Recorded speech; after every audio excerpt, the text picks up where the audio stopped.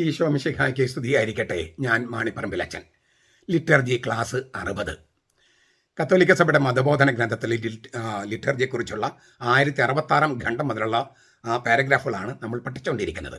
ആരാധനക്രമത്തിൻ്റെ അഥവാ ലിറ്റർജിയുടെ ഉറവിടവും ലക്ഷ്യവും ദൈവപിതാവാണ് ലിറ്റർജിയുടെ ഉറവിടവും ലക്ഷ്യവും.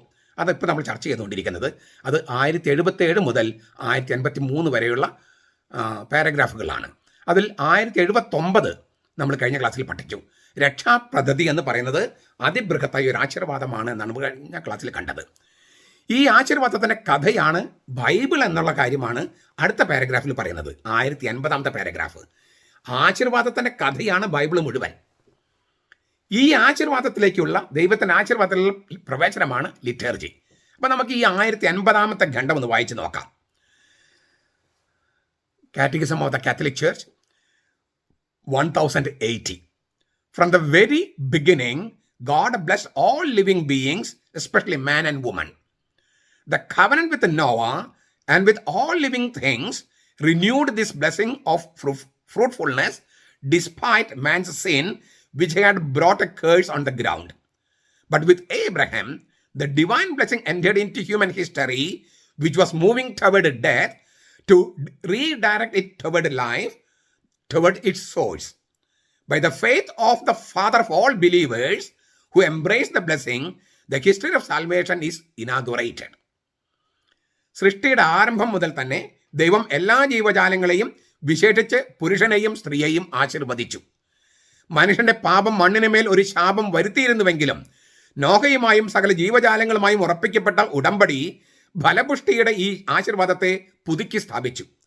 അതുവരെ മരണത്തിലേക്ക് നീങ്ങിക്കൊണ്ടിരുന്ന ചരിത്രത്തെ ജീവനിലേക്ക്, ചരിത്രത്തിൻ്റെ ഉറവിടത്തിലേക്ക് തന്നെ തിരിച്ചുവിടാൻ വേണ്ടി അബ്രഹാമിലൂടെ ഈ ദൈവിക ആശീർവാദം ചരിത്രത്തിലേക്ക് പ്രവേശിച്ചു. ഈ ആശീർവാദം സ്വീകരിച്ചവനും എല്ലാ വിശ്വാസികളും പിതാവുമായ അദ്ദേഹത്തിൻ്റെ വിശ്വാസത്തോടെ രക്ഷാചരിത്രം ഉദ്ഘാടനം ചെയ്യപ്പെട്ടു. ഒരുപാട് കാര്യങ്ങൾ കുത്തി നിറച്ചിട്ടാണ് ഈ പാരഗ്രാഫ്. കഴിഞ്ഞ ദിവസം കണ്ടതുപോലെ തന്നെ ഇത് ചെറിയ തോതിലും അവതരിപ്പിക്കുക, അത് തന്നെ സമയമെടുക്കും. എങ്കിലും കുറച്ചൊക്കെ ഞാനൊന്ന് ശ്രമിക്കുകയാണ്. അതായത് ഞാൻ നേരത്തെ പറഞ്ഞല്ലോ, ഈ രക്ഷ എന്ന് പറയുന്നത് തന്നെ ഒരു അതിബൃഹത്തായ ആശീർവാദമാണ്, ദൈവിക ആശീർവാദമാണ്. അതാണ് 1079 പറഞ്ഞത്. ആ ആശീർവാദത്തിൻ്റെ കഥ അബ്രഹാമിൽ തുടങ്ങുന്നതാണ് ഇന്ന് അവതരിപ്പിച്ചിരിക്കുന്നത്. ഇത് വളരെ പ്രധാനപ്പെട്ട സംഗതിയാണ്. കാരണം പുതിയ നിയമത്തിൽ ആദ്യത്തെ വാക്കെന്താണ്? അബ്രഹാമിൻ്റെ പുത്രനായ. പുതിയ ഉടമ്പടി ആരംഭിക്കുന്നത് അബ്രഹാമിൻ്റെ പുത്രനായ. മത്തായിയുടെ സുവിശേഷം 1:1 അങ്ങനെ തുടങ്ങണേ. അബ്രഹാമിൻ്റെ പുത്രനായ, ദാവീദിൻ്റെ പുത്രൻ, യേശു ക്രിസ്തുവിൻ്റെ വംശാവലി പുസ്തകം. അപ്പോൾ അബ്രഹാമിൻ്റെ പുത്രൻ എന്ന വാക്കിലാണ് പുതിയ ഉടമ്പടി തുടങ്ങുന്നത്. അതുകൊണ്ട് അബ്രഹാമിൻ്റെ ഈ ആശീർവാദത്തിൻ്റെ കഥ ബൈബിള് മനസ്സിലാക്കാൻ, പഴയ നിയമം പുതിയ നിയമം ഒക്കെ മനസ്സിലാക്കാൻ വളരെ പ്രധാനപ്പെട്ടതാണ്. ഇസ്രായേലിൻ്റെ മുതുമുത്തച്ഛനായ അബ്രഹാമിൻ്റെ കഥ ഉൽപ്പത്തി പുസ്തകം 12-ാമത്തെ അധ്യായം 1-ാമത്തെ വാക്യം മുതൽ 25-ാമത്തെ അധ്യായം 11-ാം വാക്യം വരെയാണ് അവതരിപ്പിച്ചിരിക്കുന്നത്. ആ കഥയുടെ രത്നച്ചുരുക്കമാണ് ഇവിടെ പറഞ്ഞിരിക്കുന്നത് ഈ പാരഗ്രാഫിൽ. വിശ്വാസത്തിൻ്റെ നെടുന്തൂണ്, ധർമ്മിഷ്ഠതയുടെ മാതൃക, അനുസരണത്തിൻ്റെ ആൾരൂപം, ഇങ്ങനെയൊക്കെയാണ് ഹെബ്രായ ലേഖനം 11-ാം അധ്യായം 18-19 വാക്യങ്ങളിൽ അബ്രഹാമിനെ വിശേഷിപ്പിച്ചിരിക്കുന്നത്. ഈ ബൈബിൾ തന്നെ ശിരസുയർത്തി നിൽക്കുന്ന വളരെ പ്രധാനപ്പെട്ട ഒരാളാണ് അബ്രഹാം. എങ്കിലും വീരോചിതമായ വിശ്വാസത്തിന്റെ മാതൃക എന്നതിനേക്കാൾ ഉൽപ്പത്തി പുസ്തകം അവതരിപ്പിക്കുന്നത് ലോകമാസകലം അനുഗ്രഹം ചൊരിയാൻ ദൈവത്താൽ തെരഞ്ഞെടുക്കപ്പെട്ട മധ്യസ്ഥനായിട്ടാണ്. ഉൽപ്പത്തി 12:3, 18, 17, 18, 22, 17, 18. അപ്പോൾ വിശ്വാസത്തിൻ്റെ ഉദാത്ത മാതൃക, വീരോചിത മാതൃക തീർച്ചയായിട്ടും അങ്ങനെയാണ്. പക്ഷെ അങ്ങനെയല്ല ഉൽപ്പത്തി താളുകൾ അവതരിപ്പിച്ചിരിക്കുന്നത്. ഉൽപ്പത്തി താളുകൾ അവതരിപ്പിച്ചിരിക്കുന്നത് ലോകമാസകലമുള്ള സകല കുടുംബങ്ങളെയും ദൈവാനുഗ്രഹത്താൽ ദൈവത്തിൻ്റെ അനുഗ്രഹത്താൽ നിറയ്ക്കാൻ വേണ്ടി ദൈവം തിരഞ്ഞെടുത്ത മധ്യസ്ഥനായിട്ടാണ്. മറ്റുള്ളവരെ ആശീർവദിക്കാനുള്ള പ്രമാണവാക്യമാണ് അബ്രഹാം.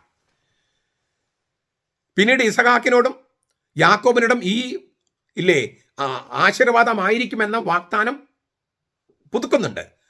ഉൽപ്പത്തി 26:3-5 ഇസഹാക്കിനോടും ഉൽപ്പത്തി 28:13-14 യാക്കോബിനോടും. കത്തോലിക്ക സഭയുടെ മതബോധനം 144 മുതൽ 147 വരെ നമുക്ക് വായിച്ചു നോക്കാം. അബ്രഹാമിൻ്റെ സന്തതിയായ യേശുവിലാണ് മത്തായി 1:1 ഈ വാഗ്ദാനം പൂർണ്ണ തോതിൽ പൂർത്തിയാക്കപ്പെടുന്നത്. ലോകത്തെ സകല കുടുംബങ്ങളും ഞാൻ ആശീർവദിക്കും എന്ന ദൈവത്തിന്റെ വാഗ്ദാനം, അബ്രഹാമിന് കൊടുത്ത വാഗ്ദാനം ശരിക്കും പൂർത്തിയാകുന്നത് അബ്രഹാമിന്റെ സന്തതിയായ യേശുവിലാണ്. അതുകൊണ്ടാണ് അബ്രഹാമിന്റെ പുത്രനായ എന്ന് പറഞ്ഞിട്ട് യേശുവിനെ അവതരിപ്പിച്ച് തുടങ്ങുന്ന പുതിയ ഉടമ്പടിയിൽ. അബ്രഹാമിന്റെ പുത്രൻ, യേശുവിന്റെ ഉത്ഭവസ്ഥാനം ഏതെന്നറിയാൻ മത്തായി മുന്നോട്ട് വയ്ക്കുന്ന പ്രസക്തമായ 2 പേരുകളുണ്ട്. ഒന്ന് അബ്രഹാമിന്റെ പുത്രൻ, മറ്റൊന്ന് ദാവീദിന്റെ പുത്രൻ. ദാവീദിന്റെ പുത്രനെ കുറിച്ച് ഞാൻ ഇന്നത്തെ ആദ്യത്തെ വീഡിയോയിൽ പറഞ്ഞിട്ടുണ്ട്. കുറച്ച് നിങ്ങൾക്കത് മനസ്സിലാക്കാം, നോക്കാം. യേശു അബ്രഹാമിന്റെ പുത്രനാണ്. ഗ്രീക്കിൽ ഹുയു അബ്രാം എന്നാണ്, ഹീബ്രുവിൽ ബെൻ അബ്രഹാം. ഭൂലോകത്തുള്ള സകലർക്കും അനുഗ്രഹം വാഗ്ദാനം ചെയ്യുന്ന ഉടമ്പടിയുടെ കഥ ആരംഭിക്കുന്നത് അബ്രഹാമിലാണ്. അതുകൊണ്ട് തന്നെ രക്ഷാചരിത്രം ആരംഭിക്കുന്നതും അബ്രഹാമിലാണ്. ജന്മസ്ഥലത്ത് നിന്ന് വാഗ്ദാന നാട്ടിലേക്ക് കാലെടുത്ത് വെച്ച ഒരു വഴിപോക്കൻ മാത്രമായിരുന്നില്ല അബ്രഹാം. വർത്തമാനത്തിൽ നിന്ന് ഭാവിയിലേക്ക് പ്രയാണം ചെയ്യാനായി പാദങ്ങൾ ചലിപ്പിച്ച പഥികനാണ്. വരാനിരിക്കുന്നവയുടെ പാതയിലൂടെ ഊർജ്ജസ്വലമായി നടന്നു നീങ്ങിയവനാണ് ഈ അബ്രഹാം. വാഗ്ദാനത്തിന്റെ അടിസ്ഥാനത്തിൽ വിശ്വാസത്തിന് തീർത്ഥാടനം നടത്തിയവനാണ് അബ്രഹാം. ദൈവം സംവിധാനം ചെയ്തതും അടിസ്ഥാനം ഉറപ്പിച്ചതുമായ ഒരു നഗരത്തെ അവൻ ഉന്നം വെച്ചിരുന്നുവെന്ന് ഹെബ്രായ ലേഖനം 11:10 പറയുന്നുണ്ട്. അതായത് ദൈവം ശില്പിയായി നിർമ്മിച്ച ഒരു നഗരത്തെയാണ് അബ്രഹാം ഉന്നം വെച്ചിരുന്നത്. അത് സ്വർഗീയ നഗരമാണ്, അല്ലാതെ കാനാൻ ദേശമല്ല. അബ്രഹാമിന് മക്കൾ ലഭിക്കുമെന്ന് മാത്രമല്ല ഇതിനർത്ഥം. ഭൂമിയിലെ ജനപദങ്ങളെല്ലാം അവനിലൂടെ അനുഗ്രഹിക്കപ്പെടും എന്ന് തന്നെയാണ് ഉൽപ്പത്തി 18:18. അതിനാൽ അബ്രഹാമിൽ തുടങ്ങി യേശുവിലേക്ക് നയിക്കുന്ന രക്ഷാചരിത്രം മുഴുവൻ സാർവത്രികതയിലേക്ക് തുറന്നിരിക്കുന്നു. സാർവത്രികത എന്ന് പറഞ്ഞാൽ സാർവലൗകികവും സാർവജനീനവും. സർവ്വലോകങ്ങളെയും സർവ്വജനങ്ങളെയും ബാധിക്കുന്നതിനെയാണ് സാർവലൗകികം സാർവജനീനം എന്ന് പറയുന്നത്. അതുകൊണ്ട് തന്നെ മത്തായിയുടെ സുവിശേഷം അവസാനിപ്പിക്കുമ്പോഴെങ്ങനെയാണ്? യേശു അവരെ ഗലീലയിലെ ഒരു മലയിലേക്ക് കൊണ്ടുപോയി. അവിടെ വെച്ചിട്ട് അവരോട് പറയാണ്, സ്വർഗത്തിലും ഭൂമിയിൽ സകല അധികാരം എനിക്ക് നൽകപ്പെട്ടിരിക്കുന്നു. അതിന് നിങ്ങൾ പോയി സകല ജനതകളോടും സുവിശേഷം പറയുക. കാരണം എന്താ?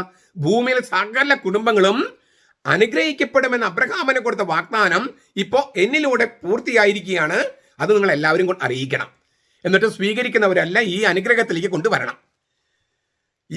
കണ്ടോ, അബ്രഹാമിൽ തുടങ്ങിയിട്ട് സകല ജനതകളെയും സുവിശേഷം അറിയിക്കുക എന്നുള്ള കൽപ്പനയിലാണ് സുവിശേഷം അവസാനിക്കുന്നത്, മത്തായിയുടെ സുവിശേഷം. അബ്രഹാം അപ്പൊ എങ്ങനെയാണ് ഈ ആശീർവാദത്തിന്റെ കഥ അബ്രഹാമിൽ നിൽക്കുന്നത്? അതാണല്ലോ ഇന്നത്തെ ഈ കത്തോലിക്ക സഭ മതബോധനം 10:80 പറയുന്നത് അബ്രഹാമിൽ ആശീർവാദം എന്നുള്ളതാണ്. അബ്രഹാമിയുടെ ആശീർവാദം ഈ ചരിത്രത്തിലേക്ക് പ്രവേശിച്ചു. അബ്രഹാം നേരിടേണ്ടി വന്ന 10 പരീക്ഷണങ്ങളും അബ്രഹാം സ്വീകരിച്ച 7 ആശീർവാദങ്ങളും, അങ്ങനെയാണ് അദ്ദേഹത്തിന്റെ കഥ ഇതൾ വിരിയുന്നത്. ഉൽപ്പത്തി പുസ്തകത്തിൽ അബ്രഹാം നേരിടേണ്ടി വന്ന 10 പരീക്ഷണങ്ങൾ, ആ 10 പരീക്ഷണങ്ങൾ നേരിട്ട അബ്രഹാമിലൂടെ അബ്രഹാം സ്വീകരിച്ച 7 ആശീർവാദങ്ങൾ അല്ലെങ്കിൽ അനുഗ്രഹങ്ങൾ. ഈ യാഹോയുമായി അബ്രഹാമൻ ഉണ്ടായിരുന്നതും വളർന്നുകൊണ്ടിരുന്നതുമായ ഒരു വ്യക്തിപരമായ ബന്ധം, അതിൽ നാഴികക്കല്ലാണ് ഇസഹാക്കിന്റെ ബന്ധനം. ഇങ്ങനെ ബലിയർപ്പിക്കാനായിട്ട് അവനെ കൈയും കാലും കെട്ടി ബലിപീഠത്തിൽ കിടത്തിയിരിക്കുന്നു. അതാണ് ബന്ധനം എന്ന് പറയണേ. യാഹ്വേ അബ്രഹാമിനെ കൽദാരുടെ ഊർ ദേശത്തും വിളിച്ചത് മുതൽ ഉൽപ്പത്തി 12 ഈ രംഗം വരെ അബ്രഹാമിന് യാഹ്വയുമായുള്ള ബന്ധം ആഴപ്പെടുകയും പക്വത പ്രാപിക്കുകയും ചെയ്തുകൊണ്ടിരുന്നു.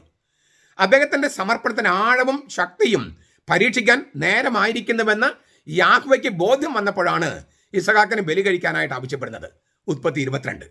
അപ്പോൾ ഉൽപ്പത്തി 12 മുതൽ 22 വരെയുള്ള അധ്യായങ്ങൾ വർണ്ണിച്ചിരിക്കുന്നതിൻ്റെ അബ്രഹാമിന്റെ ജീവിത രംഗങ്ങൾ ഒരു പരകോടിയിലേക്ക്, അത്യുച്ചയിലേക്ക് പ്രവേശിക്കുകയാണ്, അതിലേക്ക് നയിക്കുകയാണ്. അതാകട്ടെ ഞാൻ പറഞ്ഞു 10 പരീക്ഷണങ്ങളിലൂടെയും 7 അനുഗ്രഹങ്ങളിലൂടെയുമാണ് വികാസം പ്രാപിക്കുന്നത്. ഈ ഓരോ പരീക്ഷണങ്ങളും കഴിയുമ്പോഴും ഒരു വാഗ്ദാനമോ ഒരു സാന്ത്വനമോ അബ്രഹാമിന് ലഭിക്കുന്നുണ്ട്. അതാണ് ഈ ആശീർവാദത്തിലേക്ക് നയിക്കുന്നത്. ഞാൻ 10 പരീക്ഷണങ്ങൾ ചുരുക്കമായിട്ടൊന്ന് പറയാം. വിശദമായിട്ട് പറഞ്ഞാൽ ഒരുപാട് സമയം പോകുന്നത് കൊണ്ട് ഞാൻ അതിലേക്ക് പോകുന്നില്ല. 10 പരീക്ഷണങ്ങൾ ഇവയാണ്. സ്വന്തക്കാരെയും സ്വന്തം നാടിനെയും ഉപേക്ഷിച്ച് പരദേശിയായി ജീവിക്കേണ്ടി വരിക. ഉൽപ്പത്തി 12 അധ്യായം 1 മുതൽ 4 വരെയും പിന്നെ 7 വാക്യം. അതാണ് 1ാമത്തെ പരീക്ഷ. 2ാമത്തത് ഈജിപ്തിലേക്കുള്ള അപകടകരമായ യാത്ര. ഭാര്യയെ നഷ്ടപ്പെടുമെന്ന ഒരവസ്ഥ വരുന്നുണ്ട് അവിടെ. ഉൽപ്പത്തി 12:10 മുതൽ 13 അധ്യായം 1 വാക്യം വരെ. 3ാമത്തത് ബന്ധുവായ ലോത്തിന്റെ സമ്മർദ്ദത്തിന് വഴങ്ങേണ്ടി വരുന്നു. വഴക്കിട്ടിട്ട് ഇല്ലേ, അങ്ങോട്ട് പോകുക, ഇങ്ങോട്ട് നീ വലത്തോട്ട് പോകും, ഞാൻ ഇടത്തോട്ട് പോകും, നീ ഇടത്തോട്ട് പോകുമെങ്കിൽ ഞാൻ വലത്തോട്ട് പോകും, അങ്ങനെയുള്ള ഒരു അവസ്ഥ സംജാതമാകുന്നു. 13-ാം അധ്യായം 2 മുതൽ 18 വാക്യങ്ങൾ. 4-ാമത്തെ പരീക്ഷ ലോത്തിനെ രക്ഷിക്കാനായിട്ട് യുദ്ധം ചെയ്യേണ്ടി വരുന്നു. 14-ഉം 15-ഉം അധ്യായം അതാണ്. പിന്നെ 5-ാമത്തെ പരീക്ഷ ഹാഗാറിൽ ജനിച്ച ഇസ്മായേൽ എന്ന മകൻ നഷ്ടപ്പെടുന്ന ഒരു അവസ്ഥ. 16-17 അധ്യായങ്ങൾ. പിന്നെ പരിച്ഛേദന എന്ന പരീക്ഷ 6-ാമത്തെ പരീക്ഷയാണത്. 18-ാം അധ്യായം 1 മുതൽ 15 വരെ വാക്യങ്ങൾ. അയൽക്കാരുടെ സ്വവർഗഭോഗം, അനന്തരവനായ ലോത്തിനെ അപകടലാക്കുന്നതിന് കെണിയാണ് പിന്നെ നേരിടുന്ന പരീക്ഷ. 18-ാമത്തെ അധ്യായം 16-ാം വാക്യം മുതൽ 19-ാം അധ്യായം 29-ാം വാക്യം വരെ സോദം ഗൊമോറ. വീണ്ടും വൈദേശിക രാജാവിൽ നിന്നുള്ള ഭീഷണി, അതാണ് 20-ാമത്തെ അധ്യായം 1 മുതൽ 21-ാം അധ്യായം 7 വരെ. 9-ാമത്തെ പരീക്ഷ ആദിജാതന്റെ വിട പറയലിന് സാധ്യത തുറന്നിട്ട് കൊണ്ട് ഇസഹാക്ക് ജനിക്കുന്നു. അതായത് ഇസ്മായിൽ വീട്ടിൽ നിന്ന് ഇറങ്ങിപ്പോകേണ്ടി വരും. ഇസഹാക്ക് ജനിക്കുന്നു. അതൊരു പരീക്ഷ കൂടിയാണ്. 21-ാം അധ്യായം 8 മുതൽ 34 വരെ വാക്യങ്ങൾ. പിന്നെ മകനെ ബലി കഴിക്കേണ്ടി വരുന്ന ഒരു അപ്പൻ്റെ ഹൃദയനീറ്റൽ, അതാണ് ഉൽപ്പത്തി 22. അപ്പം ഇങ്ങനെ 10 പരീക്ഷണങ്ങളുണ്ട്. ഈ 10 പരീക്ഷണങ്ങളുടെ കൂട്ടത്തിൽ നമ്മൾ പറഞ്ഞു 7 അനുഗ്രഹങ്ങൾ അല്ലെങ്കിൽ ആശീർവാദങ്ങളുണ്ട്. ഈ ബൈബിൾ തന്നെ മൊത്തം ആശീർവാദത്തിൻ്റെ കഥയെ, രക്ഷാചരിത്രത്തിൻ്റെ കഥ, ആശീർവാദത്തിൻ്റെ കഥയാണ് നമ്മൾ പറയണേ. ആ ആശീർവാദത്തിൽ നമ്മൾ കടക്കുന്നതാണ് ലിറ്റർജി. അപ്പോൾ ഈ ആശീർവാദം വളരെ പ്രധാനപ്പെട്ടതാണ്. ലിറ്റർജിയിലും ആശീർവാദം വളരെ പ്രധാനപ്പെട്ടതാണല്ലോ. അപ്പം അത് മനസ്സിലാക്കാൻ വേണ്ടിയൊരു ശ്രമമാണ്. 7 അനുഗ്രഹങ്ങൾ ഏതാണെന്ന് നമുക്ക് പരിശോധിക്കാം. ഒന്നാമത്തെ അനുഗ്രഹത്തിൽ തന്നെ വേറെ ഉപ അനുഗ്രഹങ്ങൾ 7 ഉണ്ട്. ഈ 1-ാമത്തെയും 7-ാമത്തെ അനുഗ്രഹത്തിൽ 7 വെച്ച് ഉപ അനുഗ്രഹങ്ങളുണ്ട്. അപ്പോൾ 7 പ്രധാനപ്പെട്ട അനുഗ്രഹങ്ങൾ, അതിൽ 1-ാമത്തതിലും 7-ാമത്തതിലും പിന്നെയും 7 വീതം വെച്ചിട്ടുണ്ട്. അപ്പോൾ ഇങ്ങനെ ആശീർവാദം ഇങ്ങനെ കുത്തി നിറച്ച് വെച്ചിരിക്കുക. 12-ാമത്തെ അധ്യായം 2-3 വാക്യങ്ങളിലാണ് 1-ാമത്തെ അനുഗ്രഹം കിടക്കുന്നത്. അബ്രഹാമിന് നൽകപ്പെട്ട വാഴുവിൻ്റെ 7 ചക്രവാളങ്ങൾ 1-ാമത്തെ അനുഗ്രഹത്തിൽ കാണാം. 1-ാമത്തെ അനുഗ്രഹത്തിൽ ഉപ അനുഗ്രഹം ആണ് ഞാൻ ഇപ്പോൾ പറയണേ. ഞാൻ നിന്നെ വലിയ ജനതയാക്കും. 2, ഞാൻ നിന്നെ അനുഗ്രഹിക്കും. നിന്റെ പേര് ഞാൻ മഹത്തരമാക്കും. അങ്ങനെ നീ ഒരു അനുഗ്രഹമായി മാറും. നിന്നെ അനുഗ്രഹിക്കുന്നവരെ ഞാൻ അനുഗ്രഹിക്കും, നിന്നെ ശപിക്കുന്നവരെ ഞാൻ ശപിക്കും. നിന്നിലൂടെ ഭൂമുഖത്തെ കുടുംബങ്ങളെല്ലാം അനുഗ്രഹീതമാകും. ഇങ്ങനെ 7 വാഴ്വുകൾ വെച്ചിട്ടാണ് 1-ാമത്തെ ആശീർവാദം. 2-ാമത്തെ ആശീർവാദം നിത്യം നിലനിൽക്കുന്ന സന്തതി പരമ്പര, അതായത് എന്നേക്കുമായി സ്വന്തമാക്കപ്പെടുന്ന ദേശം എന്നർത്ഥം. 12:7. 3, സ്വന്തമായി ഒരു ദേശവും സ്വന്തമായി മക്കളും. ഉൽപ്പത്തി 13-ാം അധ്യായം 14 മുതൽ 17 വാക്യങ്ങൾ. 4, സന്തതികൾ എന്നതുകൊണ്ട് എന്താണ് ഉദ്ദേശിക്കുന്നതെന്നും എന്നാണ് സ്വന്തമായി ദേശം ലഭിക്കുകയെന്നും വ്യക്തമാക്കുന്നു. അതാണ് ഉൽപ്പത്തി 15-ാമത്തെ അധ്യായം. 5, ഒരു ശിശുവല്ല ഒരു ജനതയാണ് അബ്രഹാമിനും സാറായ്ക്കും പിറക്കാനിരിക്കുന്നതെന്ന് വെളിപ്പെടുത്തുന്നു. മാത്രമല്ല സാറായുടെ സന്തതിയിലൂടെയാണ്, ഹാഗാറിന്റെ സന്തതിയായ ഇസ്മായിലൂടെയല്ല ദൈവം തൻ്റെ ഉടമ്പടി മുന്നോട്ട് കൊണ്ടുപോവുക എന്ന് വെളിപ്പെടുത്തുന്നു. ഉൽപ്പത്തി 17. 6-ാമത്തെ അനുഗ്രഹം 1 വർഷത്തിനുള്ളിൽ സാറ ഒരു ശിശുവിനെ പ്രസവിക്കുമെന്നുള്ളതാണ്. ഉൽപ്പത്തി 18.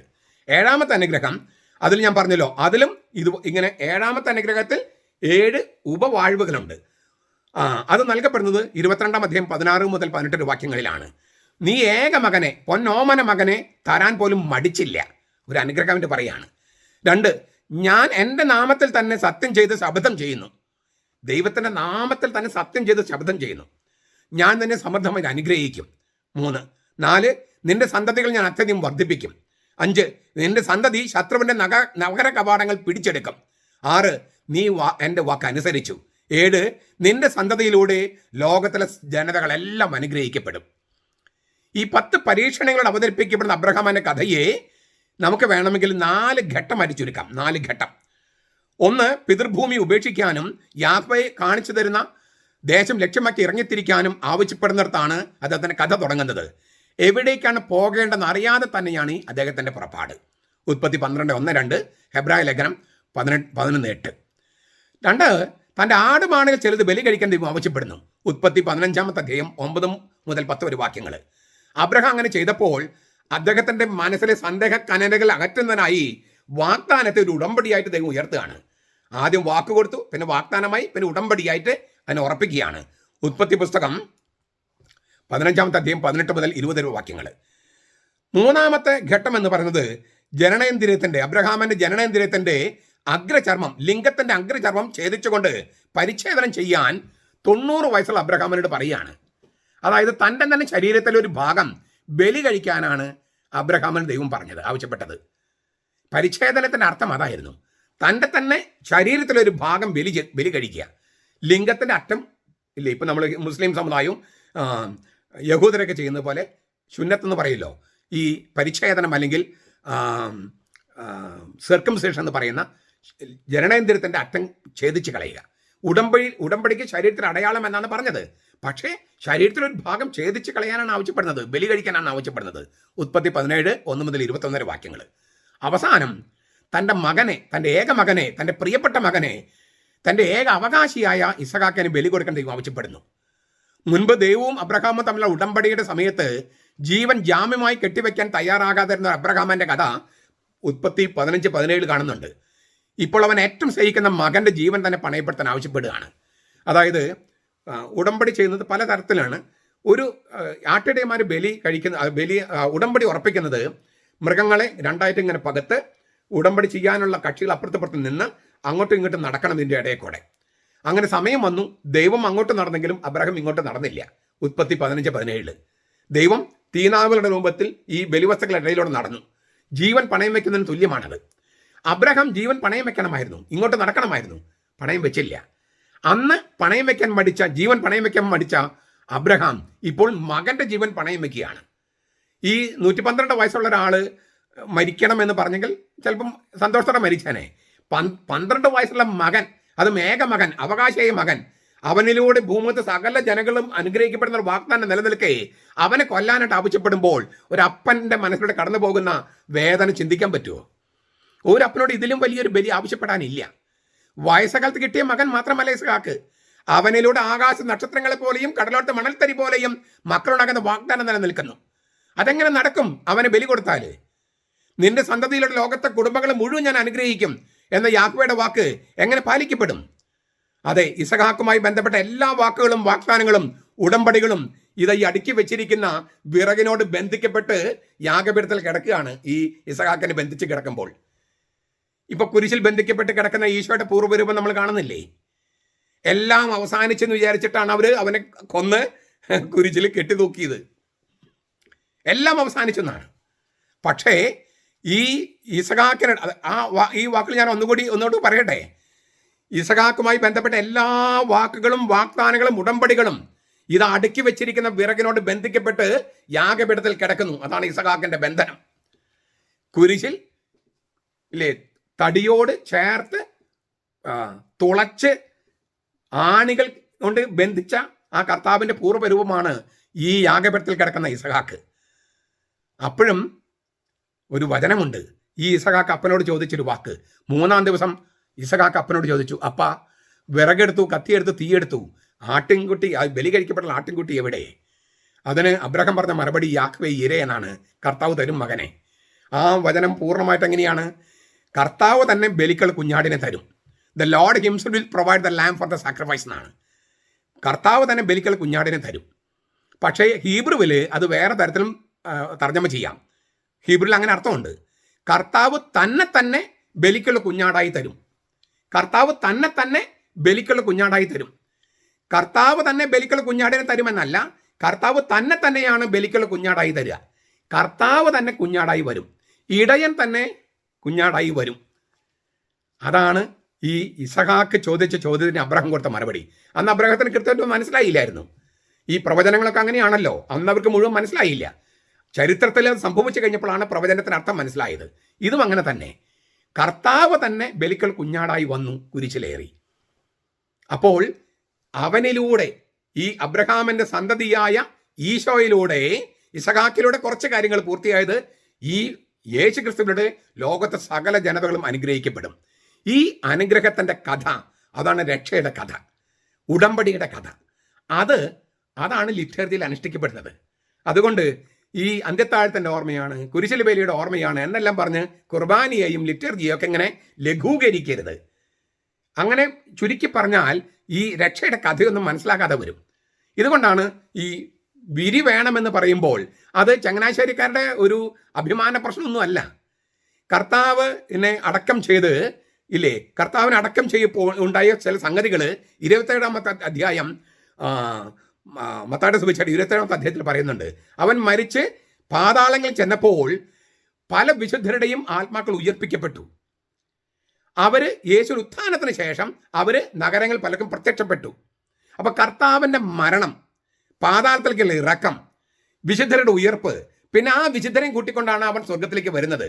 അങ്ങനെ കർത്താവ് പാതാളത്തിലേക്ക് ഇറങ്ങിയപ്പോൾ അബ്രഹാമിന്റെയും ആദാമിന്റെയൊക്കെ നേതൃത്വത്തിൽ അവനെ എതിരേറ്റ് പാടിയ പാട്ടാണ് സർവാധിപനം കർത്താവ് എന്ന് നമ്മൾ പാടുന്ന പാട്ട്.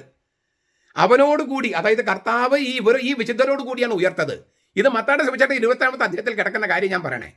അത് അങ്ങനെ തന്നെ ആവിഷ്കരിക്കുകയാണ് ഈ വിരി തുറക്കുമ്പോൾ. ആ വിരിയുടെ അവശിഷ്ടങ്ങൾ ഇപ്പോഴും ലത്തീൻ പള്ളിയിൽ ഇപ്പോഴും ഉണ്ട്. ഇതിനെ അന്ധമായിട്ട് എതിർക്കുന്ന ഈ എറണാകുളം, ഇരിങ്ങാലക്കുട, തൃശ്ശൂരത്തുള്ള ഈ രൂപതകൾ എന്ത് മനസ്സിലാക്കിയിട്ടാണ് അന്ധമായി, അതായത് ചങ്ങനാശ്ശേരി പക്ഷം, കൽതായ പക്ഷം എന്നുള്ള അന്ധമായ പാപകരമായ അന്ധതയാണ് ഈ പ്രശ്നങ്ങൾക്ക് കാരണം. അത് തിരുത്തപ്പെടണമെങ്കിൽ ബൈബിൾ അറിയണം, ലിറ്റർജി അറിയണം, കത്തോലിക്ക സഭയുടെ മതബോധന അറിയണം. അത് പഠിക്കാൻ മെത്രാന്മാരും വൈദികരും തയ്യാറാകണം, അൽമായരും കന്യാസ്ത്രീമാരും തയ്യാറാകണം. അല്ലാതെ വായ തോന്ന് കോതയ്ക്ക് പാട്ടുന്ന മട്ടിൽ നടന്നാൽ നമ്മുടെ ഈ ലിറ്റർജി എന്ന് പറഞ്ഞ മഹാനിധിയുടെ ആ വില മനസ്സിലാകാതെ പോകും. അങ്ങനെ സംഭവിക്കാതിരിക്കട്ടെ. നമ്മുടെ കർത്താവ് ഈശോ മിശിഹായുടെ കൃപയും പിതാവായ ദൈവത്തിന്റെ സ്നേഹവും പരിശുദ്ധാത്മാവിന്റെ സഹവാസവും നാം എല്ലാവരോടും കൂടി ഉണ്ടായിരിക്കട്ടെ, ഇപ്പോഴും എപ്പോഴും എന്നേക്കും. ആമേൻ.